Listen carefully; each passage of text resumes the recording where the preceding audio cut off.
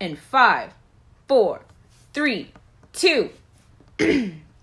Welcome to the Girls Trip Podcast. I'm Danielle Singh, and with me we have Nina Pantazis, Gianna DeFlavus, and Dana Balau. Thanks for that intro, Danny. Alright guys, so today's topic is about one of the oldest cities in Florida, which is St. Augustine. What are your thoughts about it? Isn't that the city with the Fountain of Youth? Yeah, it is. Actually, Gianna, there's apparently another Fountain of Youth that is located in Sarasota, but honestly, no one knows which is the real one, so they just say it's St. Augustine's. Does it actually work? I doubt it, you incompetent fool. Gosh. The Fountain of Youth was very popular back around the 16th century. Ponce de Leon was seeking to find it, but instead he founded, Florida back then in 1513. I say founded like that because the area was already inhabited by natives. Yeah, for sure. They told him that there was a fountain that could restore the youth of anyone. So he spent many years trying to find it. Sadly, it was just a myth. Or is it? The world may never know. Interesting. What else? Well, have you guys heard of Castelos de San Marcos? What is that? It's the oldest masonry fort in the U.S. It was built in 1672 and wasn't finished until 1695. It's way too long. That's what she said. Is this allowed? Oh my god. Anyways! Do you have any history on it, Nina Beener? Under the United States control, the fort was used as a military prison, mainly for Native Americans. That's pretty whack. Well, on the bright side, they have beautiful tourist attractions to take nice aesthetic photos. Actually, let's make this topic a little bit dark. So have you guys heard of the haunted lighthouse, located in, St. Augustine, called St. Augustine Light? I wonder what happened that made it so haunted. I'm gonna spit out some hot haunted facts. Ooga booga. Shut up. Bro, Nina, you gotta stop. Gianna's getting scared. She's getting real scared, Nina! Nina, you're getting scared! Guys, come on. According to ghost hunters, the lighthouse and the buildings near it have a history of paranormal activity. Actually, Dana, this researcher dude named Joel Nickel personally investigated the lighthouse, but said there was no actual evidence of the lighthouse being haunted. Like, the noises have explanations, like windwork, seagulls, and stuff like that. Oh, snap, really? Is there anything actually haunted in St. Augustine? Well, your friend went there. Let's give her a call. I totally forgot about that. Let's put her on the chat.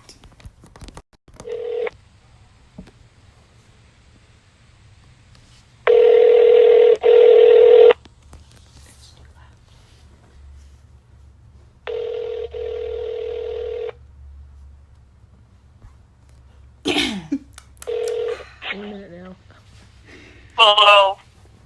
Are you okay? I'm eating food. Okay, well, we're here calling for the podcast. Are you with someone? Yeah. No, shut This up. is Paige, everyone. Hi, nice to meet you, Paige. Thanks for helping us with our project. Hi. Anyways, we have a series of questions we'd like to ask you, if that's perfectly fine.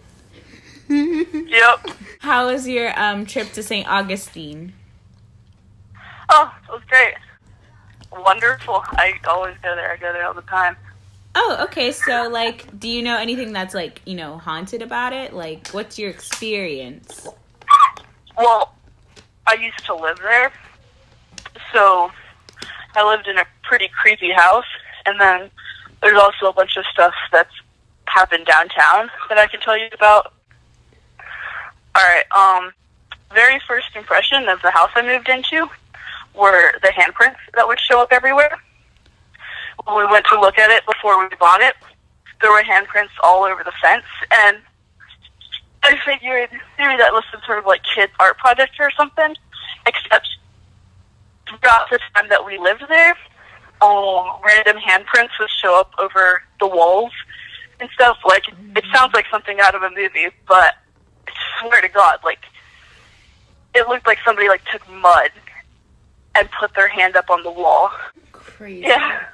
That does sound like I remember one time I had just gotten out of the shower, so my bathroom was steamy, and I looked at my mirror, and it looked like a little kid had crawled up onto my countertop and put a handprint way at the top of my mirror, and it was like fresh, like clear, crystal clear, in the steam on my mirror, and that was pretty freaky.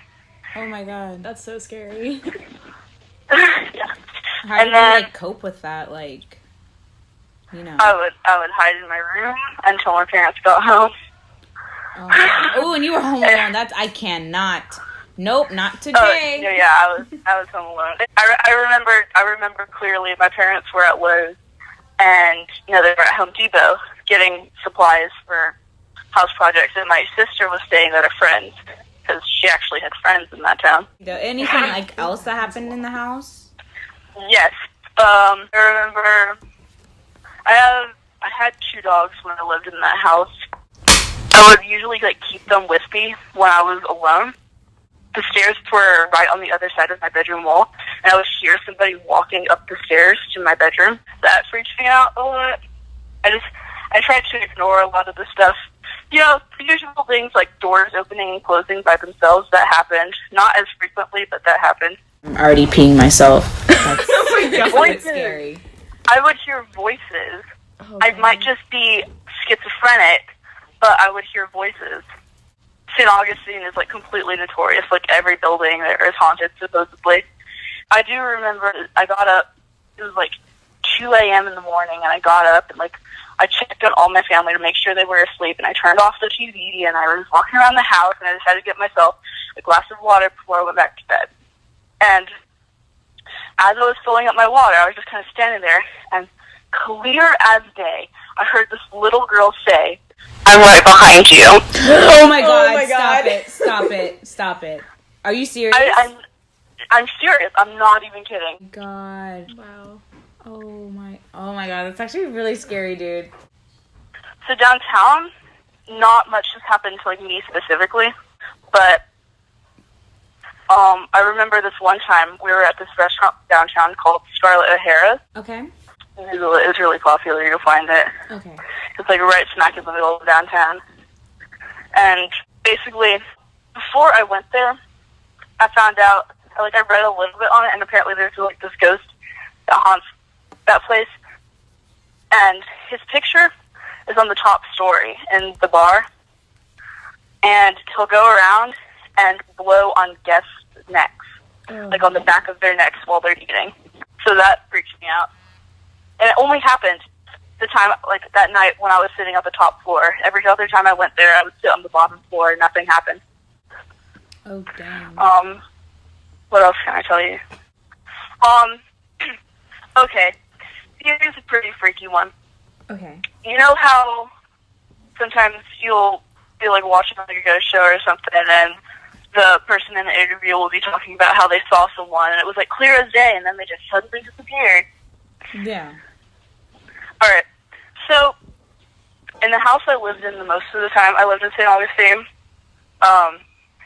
the septic tank would break frequently, and I remember one morning, early in the morning, my dad came up to my room, and he was like, "Hey, the septic tank's broken. I'm going to be down there fixing it. Don't turn it on. Don't turn on any water." And I was like, "Okay, alright, lit." And then I got up. An hour later, I got up, and I was just playing on my phone, and I saw my dad. He came into my room, and he was like, "Septic tank's fixed. You can use the water." And I was like, "Alright, nice." So I went into my bathroom, and I started brushing my face, my teeth and stuff, and I went back to my room, and I heard my dad run up the stairs, and he busted into my room. He started cursing at me. He's like, "What are you doing? Why did you turn the water on? I'm down there fixing the tank."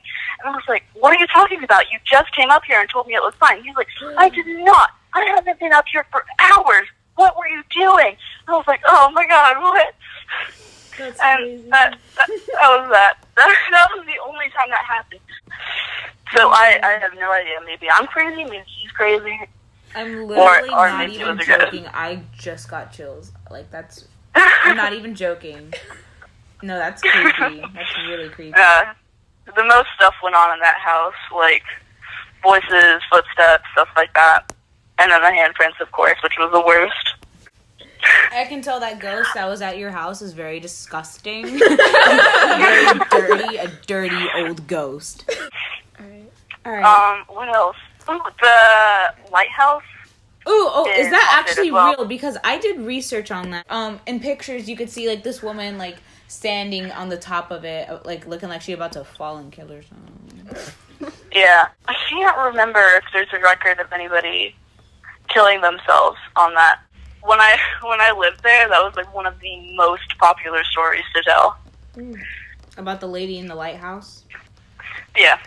Have you been to the Castillo de San Marcos? Repeat that. My phone just freaked out. Ooh, how do you pronounce it? Have you been? Oh my god! No, that's not funny. That is not funny. We just wanted to talk about like the other attractions that people mainly go to, like the Castillo de San Marcos. Oh yeah. I haven't had like any experiences, nor have I heard any like really interesting stories from there. Oh, okay. So, like, St. Augustine's main thing is basically it's a ghost town. Yeah, it really is. I feel like we got everything covered. All right, thank you so much. Yeah. All right, No problem. bye. Bye. Gianna, is there anything that isn't so scary, for the family? I got a few things. Fire away. Well, if you're a history buff, St. Augustine is the place for you. How so? They have plenty of historical spots and museums, like Lighting Museum, St. Augustine, Pirate and Treasure Museum, and a really cool wax museum. I also heard that they have a lot of cool shops and really good restaurants. Actually, one of the restaurants is called Pizza Time. It's number 2 on TripAdvisor. So overall, if you're looking for a place to visit with plenty of history, good tourist attractions, beautiful gardens, or if you're looking for a spooky time, St. Augustine is definitely your place. All right. Well, thank you for tuning in. This has been an episode of Girls Trip with Nina Pantazes, Gianna DeFlavis, Dana Balau, and your one and only Daniela saying, all right, catch y'all on the flip side. Fun doing your mock trial.